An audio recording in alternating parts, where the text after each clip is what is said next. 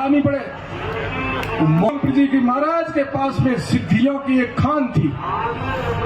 कौन व्यक्ति ऐसा है जो मोहनपुर जी के बारे में नहीं जानता है या मोहनपुर जी की सिद्धियों के द्वारा किसका कल्याण नहीं हुआ? प्रत्येक घर के अंदर ऐसी घटना घटी होगी।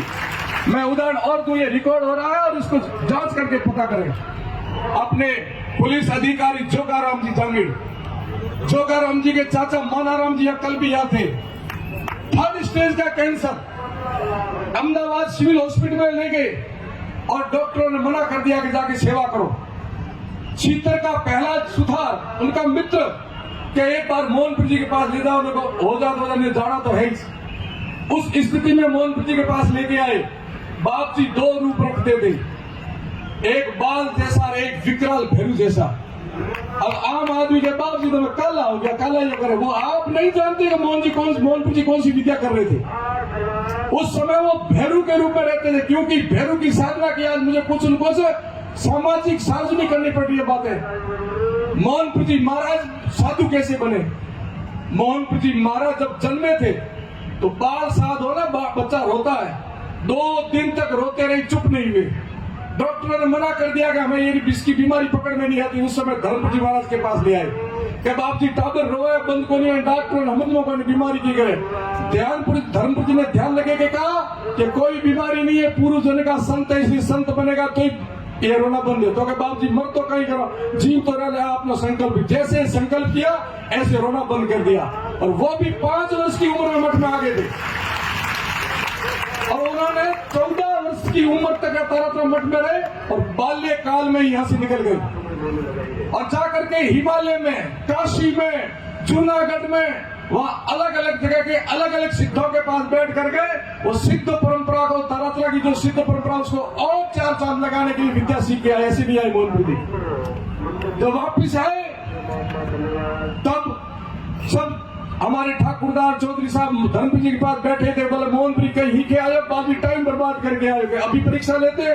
धर्मपुर जी ने कहा, जगरामपुर जी साक्षी है, ये घटना हमें गुरु परंपरा से सुनी, मैं नहीं था उस समय, परंतु मोहनपुर जी बात ने जरूर बताई हमारे मठ की इतिहास क्या है।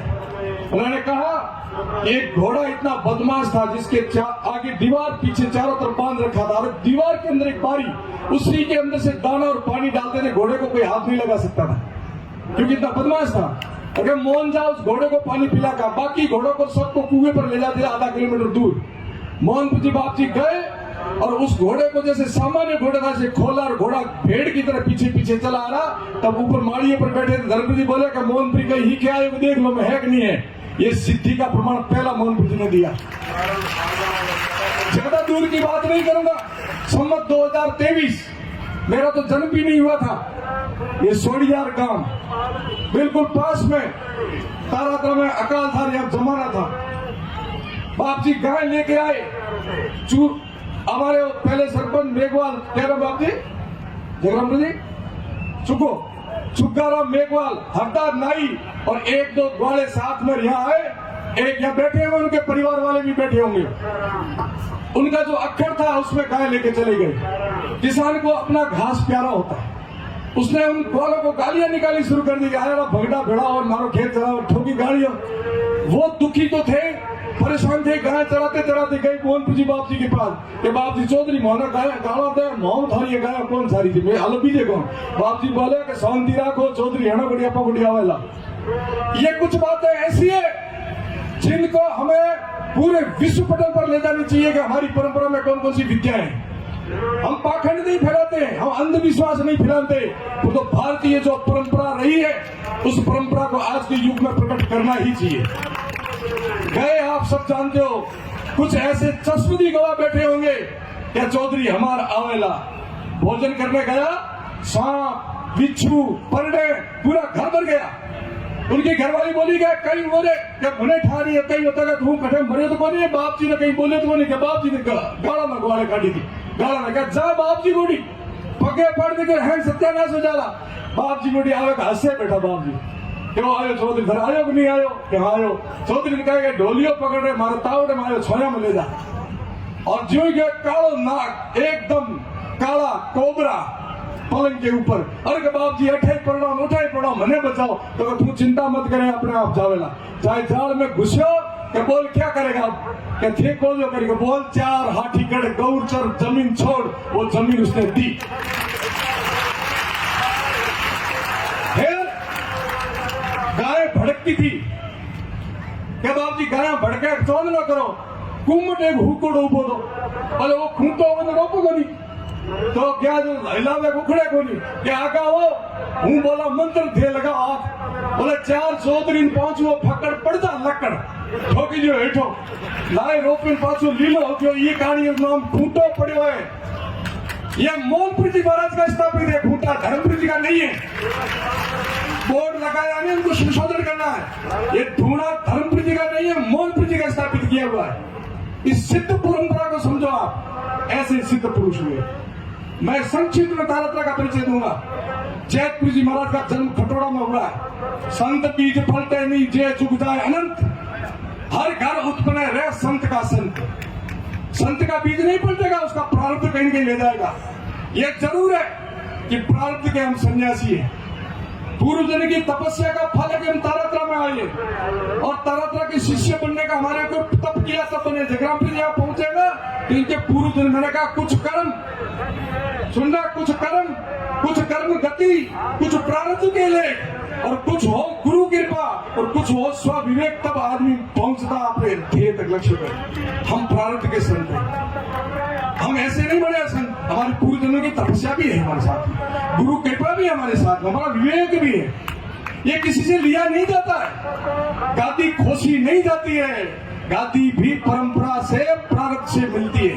ये एमएलए मंत्री पद भी है, इसमें भी कोई प्रारब्ध है, आपका पुण्य ही है। नहीं तो बहुत सारे एमएलए बहुत सारे जनप्रतिनिधि होंगे, परंतु आपके प्रारब्ध में तगड़ा कोई तप है। मैं जैतपुर जी बाप जी की बात कर रहा था, इतने सज्जन बैठे हैं, तारात्रा का इतिहास बताना मेरा कर्तव्य बनता है। क्या है तारात्रा? जैतपुर जी महाराज ने जन्म खटोड़ा में थोड़ी परिवार में लिया था, परंतु वो थोड़ी परिवार में जन्म भले लिया हो, वो दिव्य आत्मा थी कि संत की जात नहीं होती है।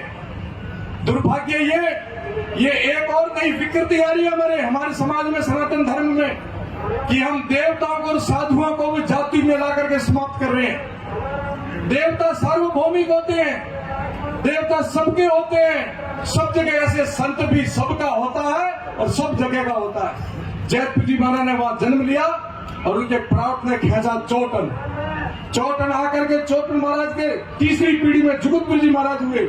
डूंगरपुर जी की परंपरा में उनके वो शिष्य बने। वहां गुरु का आशीर्वाद लेकर के तारात्रा गोमरख धाम आए और गोमरख धाम के अंदर पहाड़ के अंदर तपस्या की।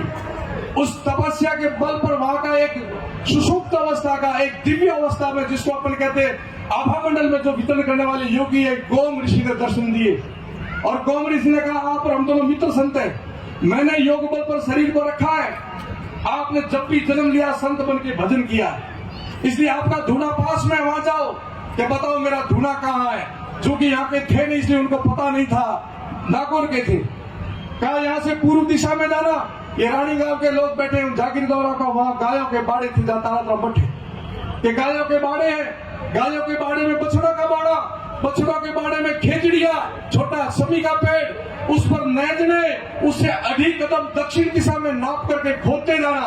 आप हताश और निराश मत होना, विश्वास रखना, भले 50 फुट खोदना पड़े तो भी खोदना, और चेतन धुना मिलेगा तो विश्वास करना, अपना आदि अनादि धुना आपका वहां है।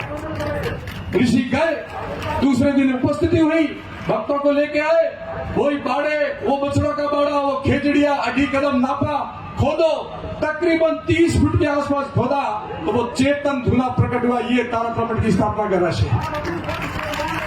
और वह सिद्ध पुरुष केवल अपने भजन के लिए नहीं, उसने परमार्थ किया, क्योंकि हमारी संतों की जीवन यही है, सर्वर तरवर संत जन चारों धारी देह परमार्थ के लिए उन्होंने